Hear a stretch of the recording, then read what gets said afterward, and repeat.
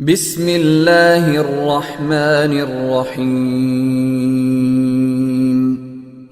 السلام علیکم ورحمۃ اللہ وبرکاتہ۔ الحمد للہ حمدا کثیرا طیبا مبارکا فیہ، والصلاة والسلام علی سید المرسلین محمد وآلہ وصحبہ اجمعین، اما بعد۔ حاضرین و ناظرین، یہ درس قرآن نمبر 600 ہے، اور آج سورۃ الانعام کی 2 آیتوں کی تلاوت و تشریح جائے گی، آیت نمبر 120 اور 121۔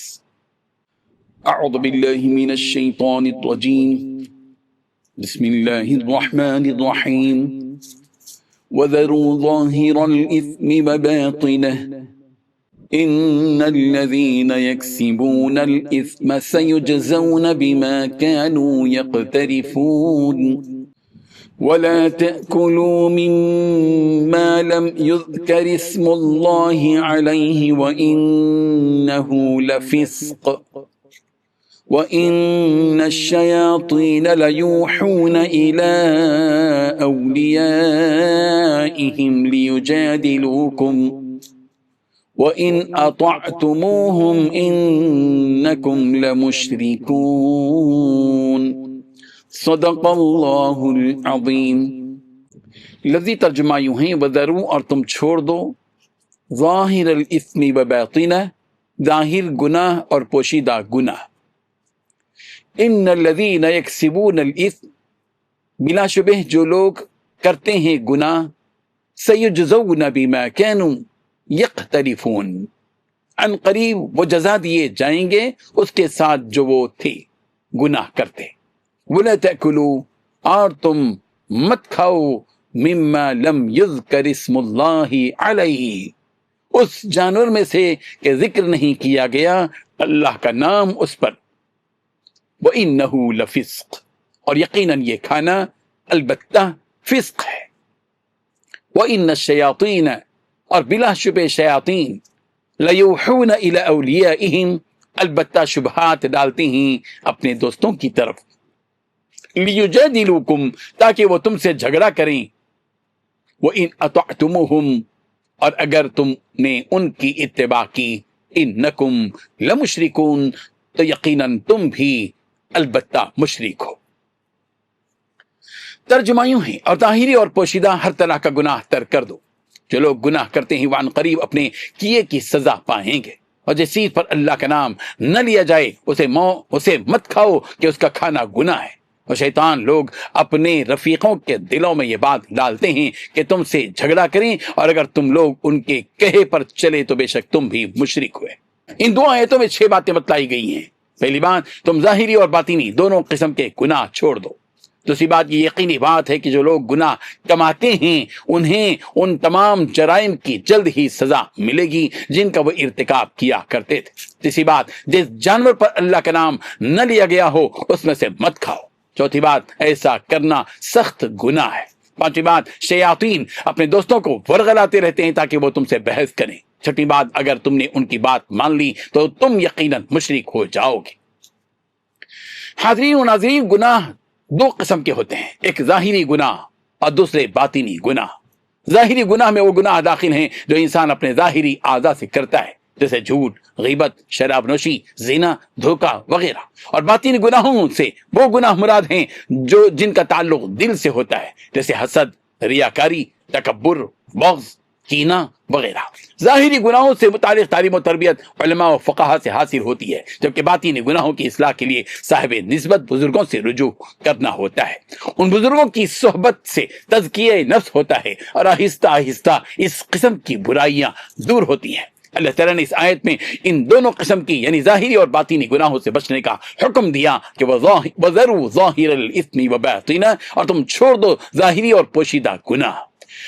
گناہوں کو چھوڑنے کا جو حکم اس آیت میں دیا گیا ہے، اس کا منشا و مطلب یہ کہ وہ تمام گناہ چھوڑ دیے جائیں جن سے اللہ تعالیٰ ناراض ہوتے ہیں، اور وہ تمام حرام کام جو علانیہ ہوں یا پوشیدہ، تھوڑے ہوں یا زیادہ، چاہے ان گناہوں کا تعلق اعضاء و جوارح سے ہو یا دل سے، چھوڑ دیے جائیں۔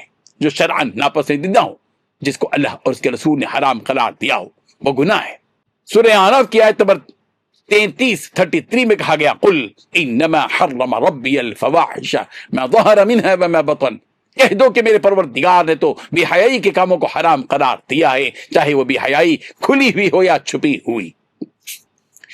ان الذین یکسبون الاثم سیجزون بما كانوا یقترفون، بے شک جو لوگ گناہ کرتے ہیں عن قریب انہیں ان کے اعمال کا بدلہ دیا جائے گا۔ اس کا مطلب یہ ہے کہ گناہ چاہے ظاہری ہو یا باطنی، اللہ تعالیٰ اس کا بدلہ دے گا۔ یعنی اگر لوگ گناہوں کا ارتکاب کریں، ان کی موت اس حالت میں آئے کہ انہوں نے ان گناہوں پر توبہ نہیں کی، تو اللہ تعالیٰ ان گناہوں پر ضرور سزا دے گا۔ جو شخص سچی توبہ کرے اور جو کچھ ہو پر شرمندہ ہو جائیں تو اللہ تعالیٰ ان گناہوں کو معاف کر دیں گے جو اسے صادر ہوئے۔ سورہ آل عمران کی آیت نمبر 135 135 میں فرمایا گیا والذین اذا فعلوا فاحشة او ظلموا انفسهم ذکروا اللہ فاستغفروا لذنوبهم ومن یغفر الذنوب الا اللہ ولم یصروا على ما فعلوا وهم يعلمون، اور یہ کہ جب کوئی کھلا گناہ یا اپنے حق میں کوئی اور برائی کر بیٹھتے ہیں تو اللہ کو یاد کرتے ہیں اور اپنے گناہوں کی بخشش مانگتے ہیں، اور اللہ کے سوا گناہ بخش بھی کون سکتا ہے، اور جان بوجھ کر اپنے افعال پر اڑے نہیں رہتے۔ سورہ زمر کی آیت نمبر 53 میں فرمایا گیا ان اللہ یغفر الذنوب جميعا انہ هو الغفور الرحیم، اللہ تعالیٰ سارے گناہوں کو بخش دیتا ہے، واقعی وہ بڑی بخشش بڑی رحمت والا ہے۔ یہ بھی حقیقت ہے کہ انسان کی نیکیاں اس کے گناہوں کو مٹا دیتی ہیں۔ سورہ ہود کی آیت نمبر 114 میں 114 میں کہا گیا ان الحسنات یذہبن السیئات، یقیناً نیکیاں برائیوں کو مٹا دیتی ہیں۔ حضرت ابوذر اور حضرت معاذ بن جبل رضی اللہ عنہما سے روایت ہے کہ رسول اللہ صلی اللہ علیہ وسلم نے ارشاد فرمایا اے معاذ، برائی کے پیچھے بھلائی کر لے، وہ بھلائی اس برائی کو مٹا دے گی۔ وَلَا تَأْكُلُوا مِمَّا لَمْ يُذْكَرِ اسْمُ اللَّهِ عَلَيْهِ وَإِنَّهُ لَفِسْقٌ، اور مت کھاؤ اس میں سے جس پر اللہ کا نام ذکر نہیں کیا گیا، اور بے شک وہ گناہ ہے۔ اسی صورت کی آیت نمبر 118 میں حکم دیا گیا فَكُلُوا مِمَّا ذُكِرَ اسْمُ اللَّهِ عَلَيْهِ، جس پر اللہ کا نام لیا گیا اس میں سے کھاؤ۔ یہاں اس بات سے منع کیا جا رہا ہے کہ جس پر اللہ کا نام نہیں لیا گیا وہ مت کھاؤ۔ اس کا مطلب یہ ہوا کہ جو جانور طبعی موت مر جائے وہ جانور مت کھاؤ۔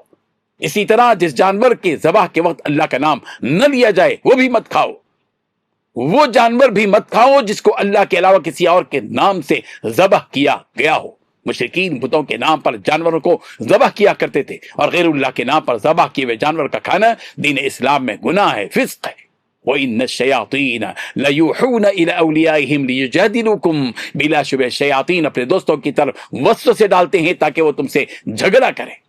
فارس والوں نے مکے والوں کو یہ پٹی پڑھائی کہ تم محمد ابن عبداللہ پر یہ اعتراض کرو، اور دوسری جانب یہودیوں نے آپس میں ایک دوسرے کو سمجھایا کہ تم ان پر یہ اعتراض لے کر جاؤ اور مسلمانوں سے جھگڑا کرو۔ وَإِنْ أَطَعْتُمُوهُمْ إِنَّكُمْ لَمُشْرِكُونَ، یہاں مسلمانوں سے یہ بات کہی جا رہی ہے کہ اگر تم ان یہودیوں اور مشرکوں کی باتوں اور وسوسوں میں آ کر ان کی بات مان لو گے تو یہ یاد رکھو کہ نتیجہ یہ نکلے گا کہ تم بھی مشرک بن جاؤ گے، اس لیے کہ ایسی صورت تم اللہ کی شریعت اور احکام کو دوسروں کے قول کی وجہ سے بدلنے والے بن جاؤ گے۔